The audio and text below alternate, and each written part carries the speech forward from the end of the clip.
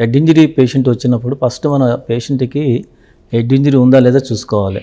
First మనం patient కాన్షియస్కి వచ్చిందా కోమాలో వచ్చింది చూసుకొని పేషెంట్ ఫస్ట్ అసెస్ చేసుకోవాలి. ఏబీసీ అంటారు. ఫస్ట్ ఎయిర్వే ప్రొటెక్షన్ చేసుకోవాలా, తర్వాత బ్రీతింగ్ ప్యాటర్న్ చూసుకోవాలా, తర్వాత సర్క్యులేషన్ అంటే బీపీ ఎలా ఉందో చూసుకొని ఇవన్నీ స్టెబిలైజ్ చేసుకున్న తర్వాత న్యూరలాజికల్గా అసెస్ చేసుకోవాలి. న్యూరలాజికల్ అసెస్మెంట్ అంటే పేషెంట్ గ్లాస్కమ్మా స్కేల్ అంటారు.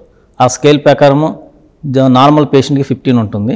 కాల 12 to 13 ఉంటే కొద్ది డ్రౌజీగా ఉన్నట్టు, ఇంకా లెస్ దాన్ 10 ఉంటే ఇమ్మీడియట్గా మనము పేషెంట్ని సిటీ స్కాన్కి తీసుకొని సిటీ స్కాన్లో బ్రెయిన్లో ఏమైనా క్లాట్స్ ఉన్నాయా లేదా దాన్ని బట్టి మనం ట్రీట్మెంట్ ఇస్తాం.